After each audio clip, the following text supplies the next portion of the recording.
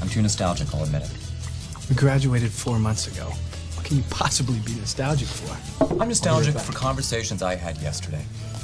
I begun reminiscing events before they even occur. I'm reminiscing this right now.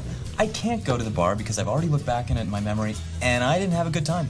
Welcome back to Thinking Critical. This is Wes. It's time for another comic book retrospective right here on Thinking Critical YouTube. And we are going to talk about Iron Man 131 to 133.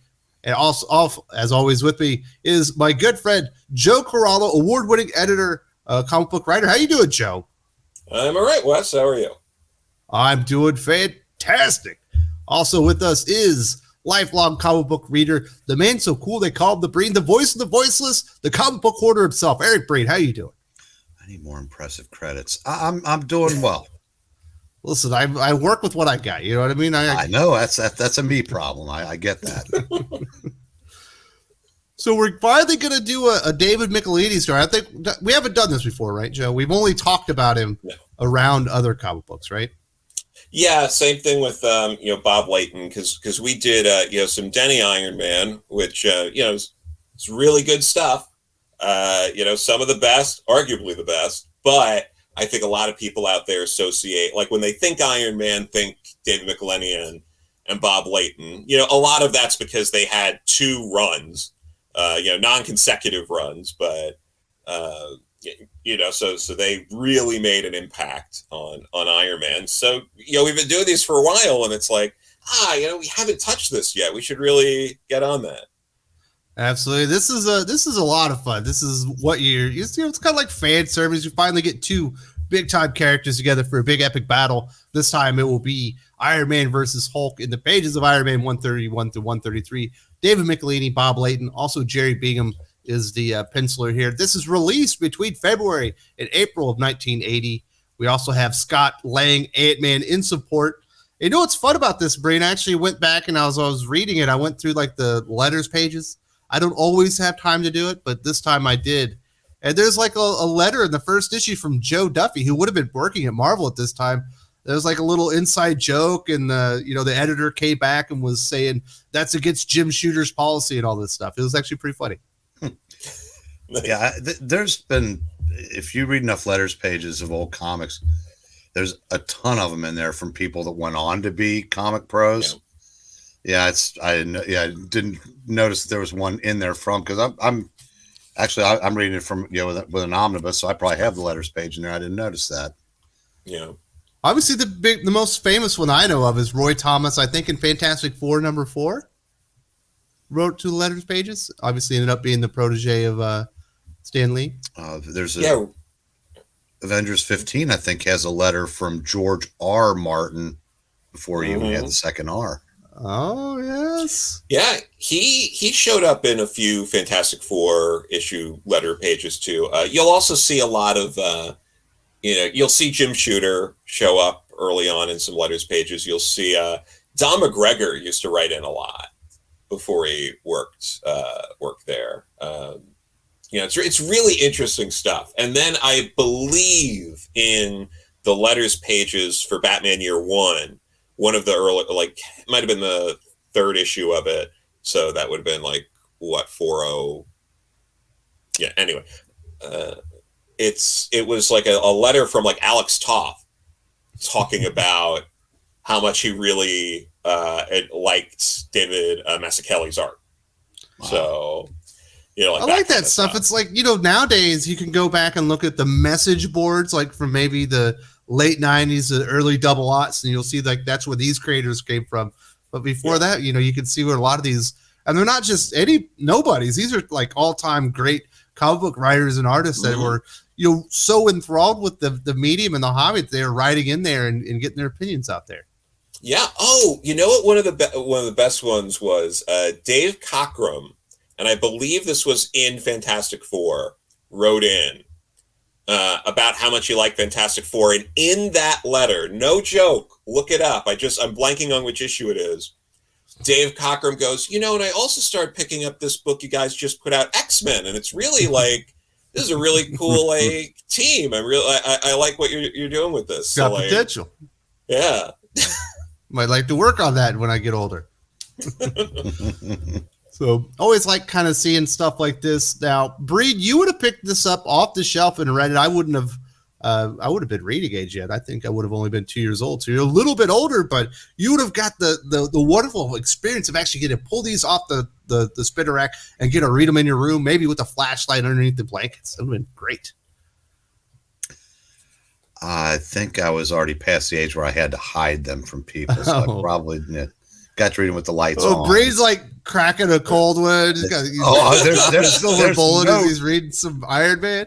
There's much better chance of that, yes. But what was cool about this was, my voice is cracked like Peter Brady. Issue 131, if you look at the Incredible Hulk, issue 131, it's an Iron Man Hulk battle also. So that might have been coincidence, probably not. But a lot of cool stuff. Obviously, we're in the 1980s. We're about to really see. Well, we're getting into where Marvel's gonna like really start hitting their groove. You know, a couple of their big all-time great runs have already kind of kicked off at this point. So this is a really important time within Marvel Comics, and it is unfortunate that David Michelinie is doing some of this great work here.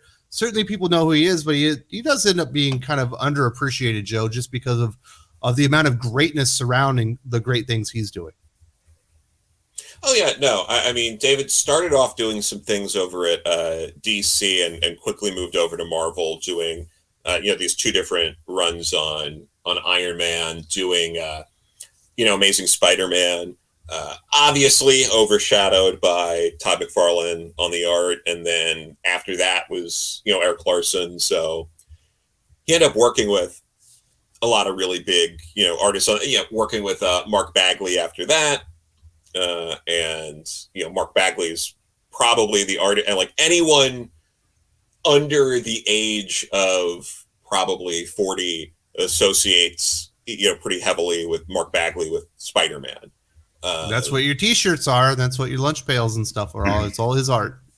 Yeah. So I mean, it is sad that I think he doesn't get the accolades that he deserves, because he's worked on some of the best, Iron Man, Spider-Man stories. Dabbled a little bit in, like Legion and some other stuff over at DC beforehand. Came back to DC and did some Superman, which was also kind of memory hold. I think a lot of people forget that he worked on Superman in the 90s, but yeah, I wish he had a higher profile. I mean, same thing with Bob Layton. I mean, to be perfectly honest, but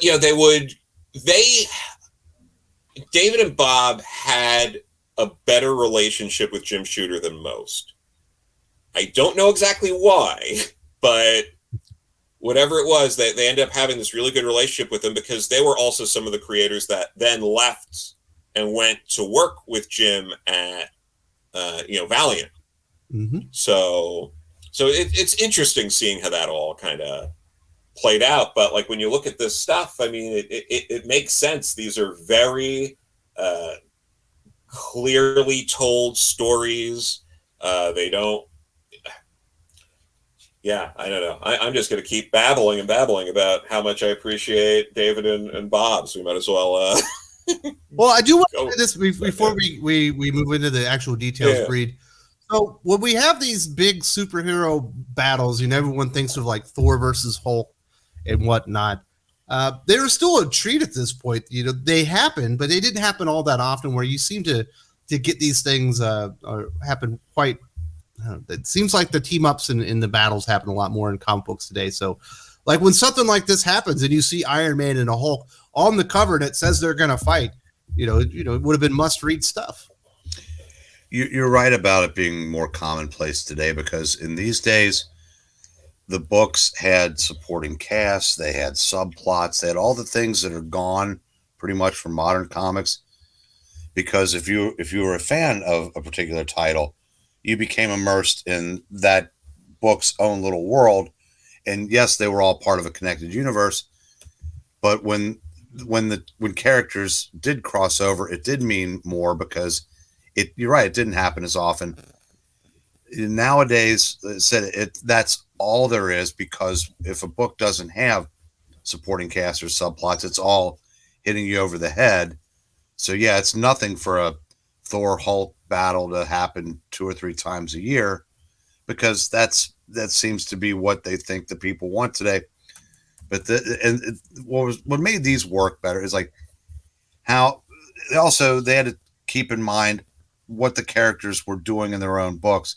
Like now, if you want to do a Hulk Thor fight, but you want it to be the Hulk smash version, even though that's not what's going on in his regular book, they just do it and they don't care. But it was, they had to, obviously this was before Mantlo had given him Bruce's brain. So you still had this version of the Hulk, but it was, I think they took more care to make these mean more in those days. And obviously the covers are amazing. Let's get into Iron Man 131. I love puns. I love porn stashes. We get both of them right here. Hulk is where the heart is. What a great name for a comic book. And we have Tony, almost said Tony Hawk, Tony Stark with the aforementioned amazing Tom Selleck-esque porn stash on him as he and Bethany are driving into town. They end up in a Hulk-sized traffic jam, Joe Corallo, and then obviously Tony realizes what's going on. He dons the Iron Man suit to go and aid the police and National Guard, intervene with the Hulk. The Hulk does not, he's like eating, then he starts destroying everything before being distracted by some toys and reverting back to Banner. And that's kind of how we get into this story here, Joe.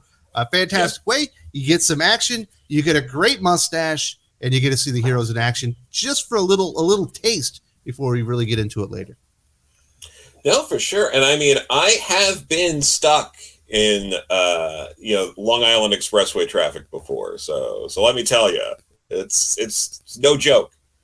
But, you're going through this, and like you're saying, you see the whole bit where they're like, what's going on here? And then they discover that it's, Hulk is, tying up the traffic there, and very much in the way they do Hulk, they try to make it so it's not completely one-sided, where, he's just innocently eating fruit as the mean police it's the NYPD are, trying to stop him and shoot him, and they're just making the Hulk angry. And why can't they just let the Hulk live in peace?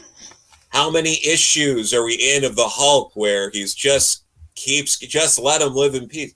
But, he's got the mind of a child. He's like Master Blaster. He can't help himself. Yeah, and then and like you're saying, they're shooting him. They're trying to, distract him, and Tony is able in that chaos to don the Iron Man suit and trick everyone into Tony must have ran off, and don't worry, I'm his bodyguard, and everything you tell me he knows somehow, because that's the boss bodyguard relationship. That's but no, it's, you get a little bit of comedy with these guys, like the guy tries to pepper spray the Hulk, and to his credit, Hulk gets a little tear in his eye from that pepper spray. Doesn't stop the Hulk, but made him more angry. Yeah. So that's nice, but it really escalates quickly, and it's good pacing. It's good pacing work. You want to show the Hulk not being threatening first, build it up. First they're doing the pepper spray, then they're shooting it. Like it's just well done and thought out that way. Absolutely. And Eric, one of the things I really like about Hulk kind of in this era, right now they're treating him more like more of a horror character. And before that, almost the anti-hero. Really, at this point, he's the ultimate tragic character. Like Bruce Banner does not want to be the Hulk. He doesn't like losing control. He certainly doesn't want to be a danger to society. So when he reverts back to Banner actually asks Iron Man to either cure him of the Hulk itself or kill him. because he's tired of dealing with it. That's, one of those things that's definitely within the Hulk at this time. Iron Man ends up taking him back to Tony's penthouse, and Bruce Banner himself ends up designing this nuclear-powered regulator to prevent him from actually turning into the Hulk.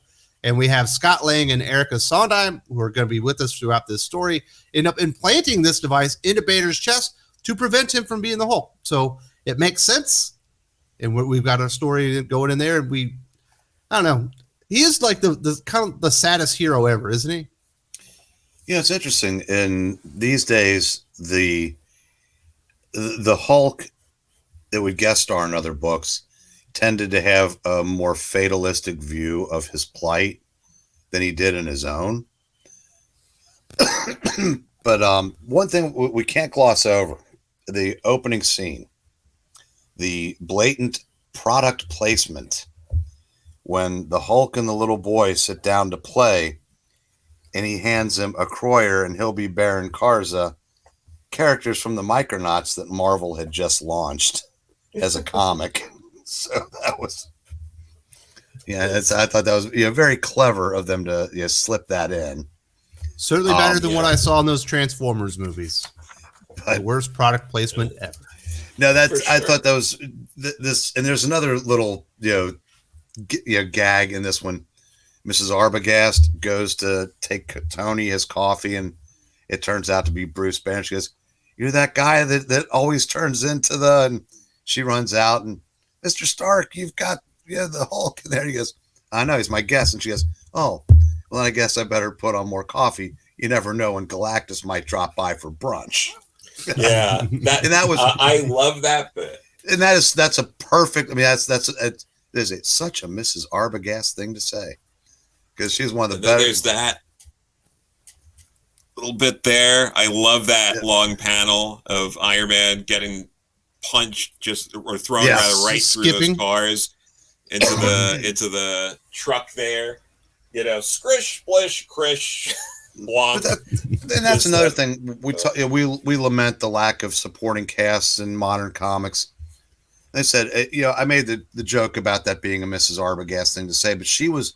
Yeah. If you were a regular reader of the comic, that is perfectly in line with that character, and those are the kind of characters that don't exist in comics anymore, and that's kind of a shame, because it even who would seem to be just like just an ancillary character added to the canvas of what these books were in those days. And because obviously there was a much bigger plot going on than your average Iron Man title, but they still managed to work in his relationship with Bethany that was growing, side characters that were important to the book, and while keeping in line with what the story they were currently telling, which was trying to cure a man monster of being the Hulk. So after that, Joe, they do perform some stress tests on Banner, and initially he appears to pass with flying colors. They're pretty sure that they've actually cured him of the Hulk, but there is going to be a twist, because the police arrive, Joe, and they're like, "Damn it, we're taking Banner into custody." And obviously Tony is not all that down with it, and there ends up being a little bit of a fight. Banner tries to flee, and in that there is a grenade that explodes.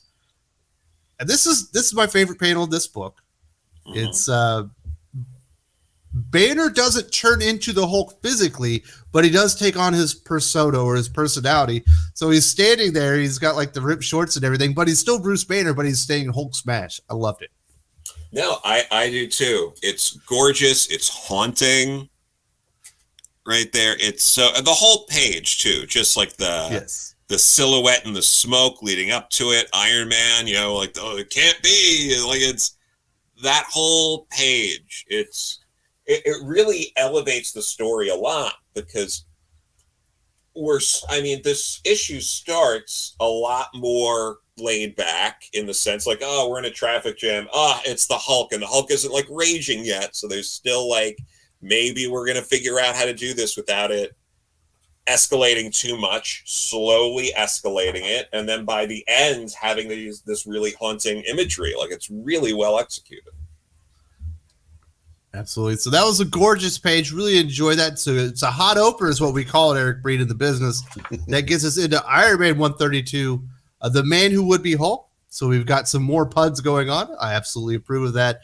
And we have Tony, Scott Lang, and Sondheim have actually restrained Banner at this point, and they have contacted Dr. Maxwell at Gamma Base, who cannot help them as to what to do with whatever is going on. But Sondheim eventually is able to figure out that you can subdue Banner with some music, with some very melodic tones, until they're actually able to cure him.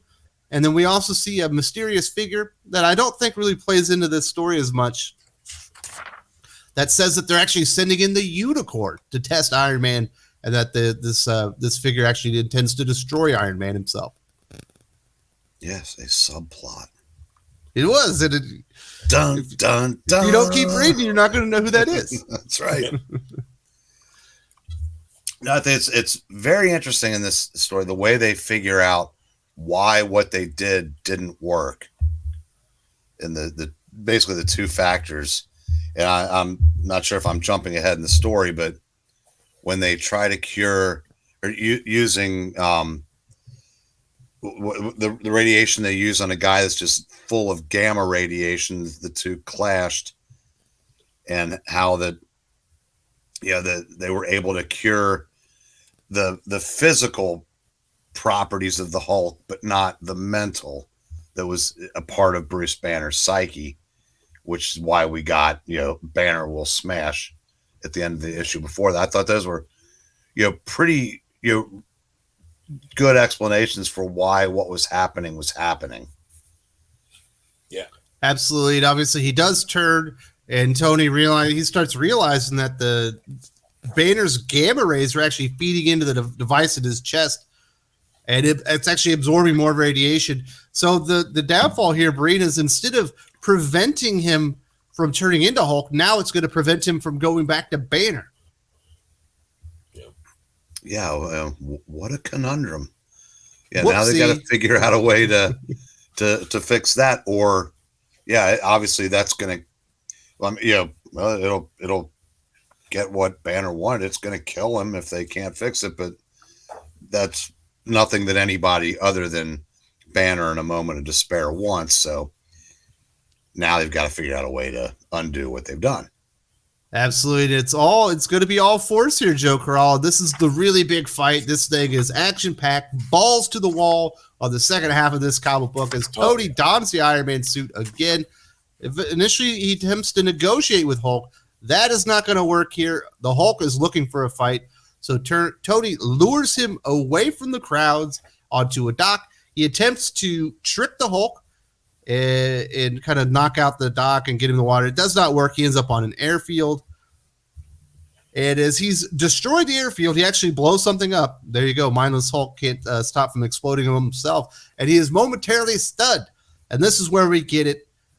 Tony Stark sees his opportunity. He sees a moment where he could do something. He disables any type of safety mechanisms in his suit that wouldn't allow him to just blow the absolute hell out of Hulk here, and he fires everything he has in one single blow. It certainly it leaves Hulk in a crater, unconscious, but it also leaves Iron Man unconscious as well. Joe, it was hot and heavy, and it's absolutely full of impact. Oh yeah, there's too many amazing moments to show off in all the action here. I love when they're fighting underwater and all those tight, tall panels there, showing that off. And then, the colors also fantastic. That one of the best examples of that is when he swings, or Hulk is swinging the jet, and just the orange and red used there really makes that panel pop. And you can even see too, and they do this all the time, which was fun and comic booky with Iron Man there. It's you adjust the eye slits slightly, leaning them one way or the other, tilting them to show some level of distress in Iron Man's face, even though he's got the mask over it, which is really interesting. And then you push him inwards, it's aggression, Joe. You go that way, it's oh no. Yeah, and then leading up to the big splash, those 3 panels with the fist, like it really sells it. Like that's again, kinetic energy. These are little things where, you know, if you're a real master craftsman, you know, to do that kind of stuff, because that's how you really sell that splash page right the page after. turn. Absolutely. Yeah. And if maybe a less experienced, you know, writer or artist team might not feel they have to like do that to really sell it, but you're building up that anticipation to get someone to turn the page. It's the biggest punch Iron Man has to offer. Yeah. He can't throw anything harder than this. Yeah. You know, I feel like those are like little things that, you know, maybe got lost from generation to generation of people working in the book.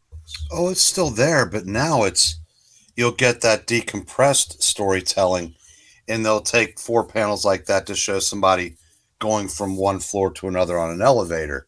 This is how it was supposed to be done. Yeah. Because it does have an impact. Yes. Oh yeah. And it should. It's Hulk versus Iron Man.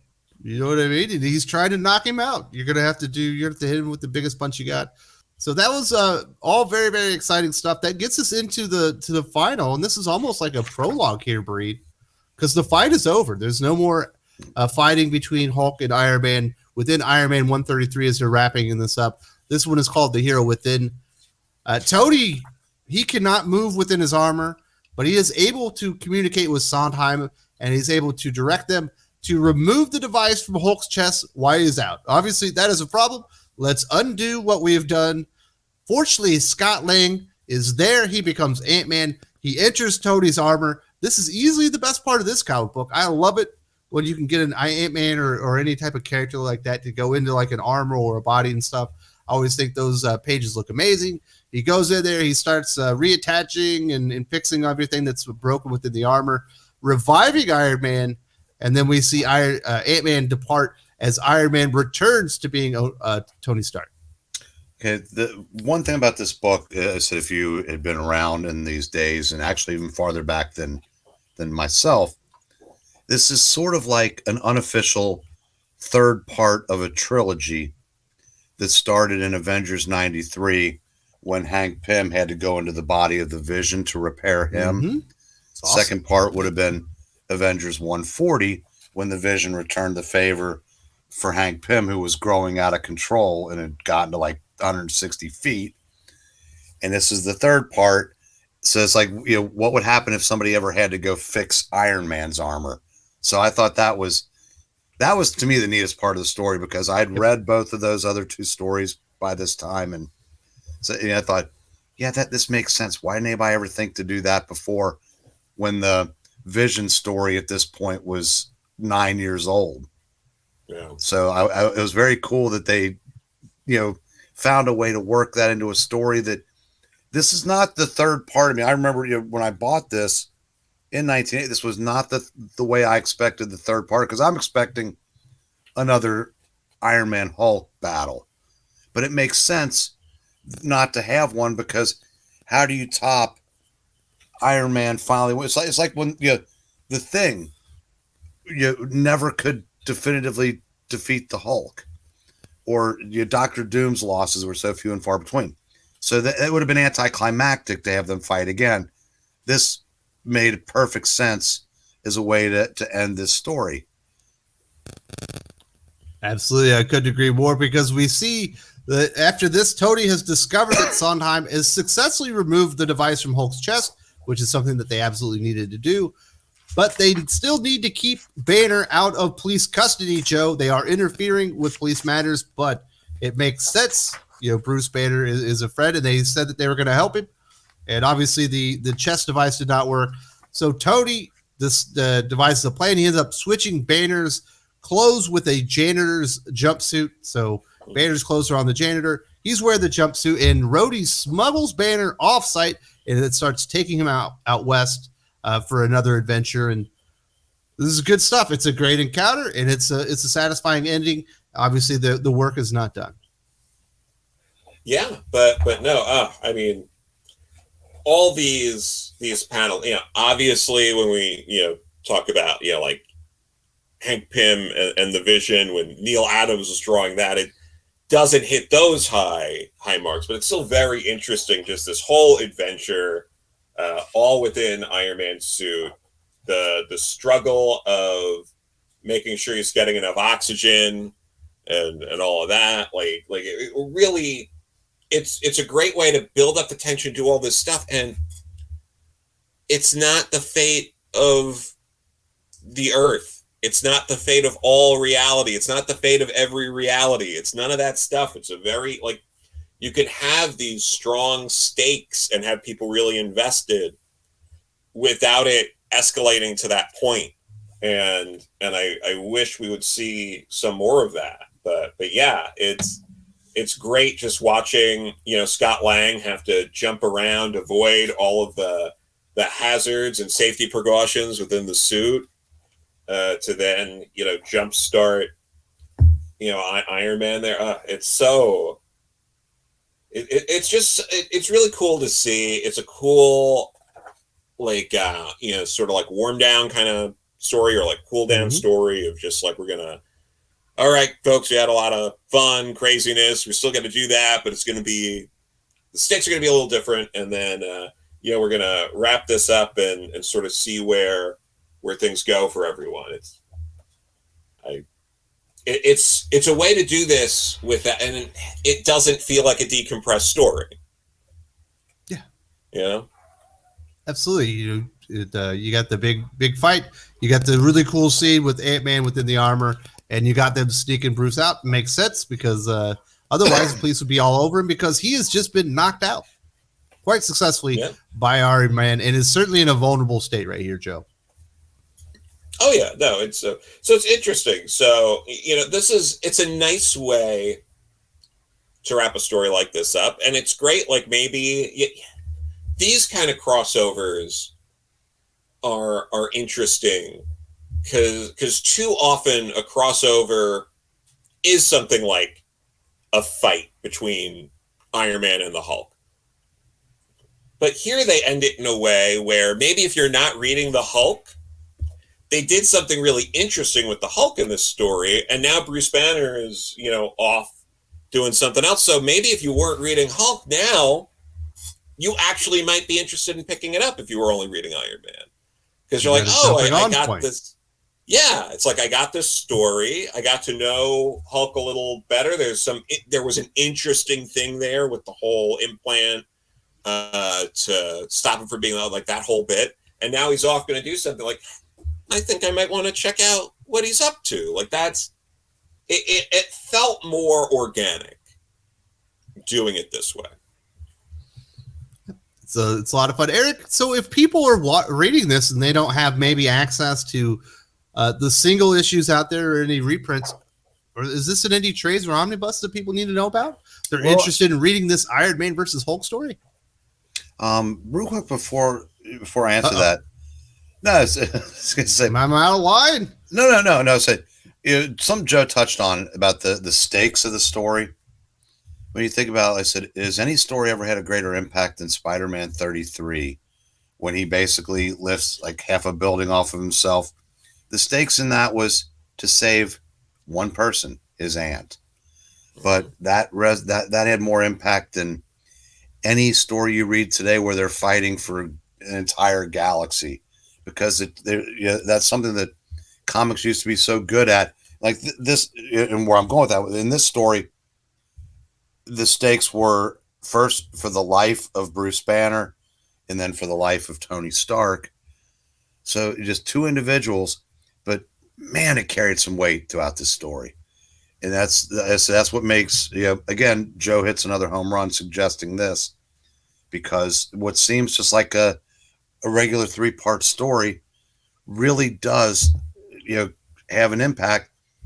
And even at the end, I said, the tragedy of, like I said, that at this point, Bruce Banner and the Hulk were tragic figures, when he has to be snuck out to basically go be dropped off somewhere where no one can find him. And for you old timers, the Laurel and Hardy references there, sneaking off. But then he basically says somewhere west. And then on the last page, you have Tony, who seemingly has it all again, the love of a good woman. And, they're talking about like how much better he has it than Bruce. And this was 5 issues after Tony had almost lost it all through alcoholism. So, I mean, I just say there's just things that make this, these stories just so much fun to revisit. And now to answer your question, I think Joe and I have 2 different things. Like I said, I've got it in this Iron Man omnibus. Yeah. And I know that we're looking at 2 different things because mine had the 3 panels in the punch on the same 2 pages, so I didn't have to turn the page to get to that. So, yeah, what do you have it in? I have it in the Artist Select series edition. It's a little bigger than an Absolute edition from DC, if you're familiar with that. And this was very limited. I think they printed 999 of these. And I know that the omnibus of that you had, Breen, is currently out of print. It'll probably come back and print at some point. But yeah, it's oddly not really collected that much, which is a shame. But you could definitely, the back issues for these are not expensive. It's on Comixology to read it that way if you want to read it fast. But it's a really fun story, and I wish that these things were more readily available, because I think when the collections tend to just be things like Demon in a Bottle or things like that, that it gives an overall wrong impression of the era to people who may not be familiar with it, who are going back to check it out. And I got to think the Epic collection can't be that far off either, because the other one, like the next 2 volumes, have already been done. So I would imagine at some point in the sooner rather than later. It's definitely worth your time and money. And as Joe just said, Tony Stark was not just about alcoholism. Obviously that was a big story that has stood the test of time, but there are many wonderful adventures from David Michelinie and Bob Layton and within this era, and it's absolutely worth your time to invest in. Do you have any final words about this Iron Man review that we've done, Joe?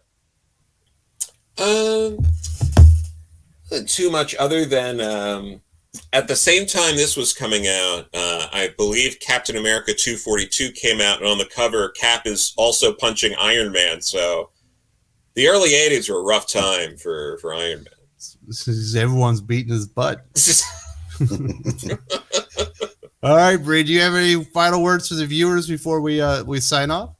Just that if you're new to comics as in, say, the last 10 years, the only version of Iron Man is not the most talented writers in the world trying to write a 2D version of Robert Downey Jr., and that is someone who Carol Danvers kills whenever she gets pissed. This Tony Stark has far more depth than any Tony Stark you're ever going to get in the comics again. And so does his armored alter ego. So highly recommend anything from this era, including this story, especially this absolutely. Story. This was a winner chicken dinner. And as far as I'm concerned, a lot of fun to read this. It's full of action, got a lot of heart to it. And I love the visuals, love the writing. Everything about this was a home run. So thank you very much to Eric. Thank you very much to Joe, and we will see you next week for the next comic book retrospective.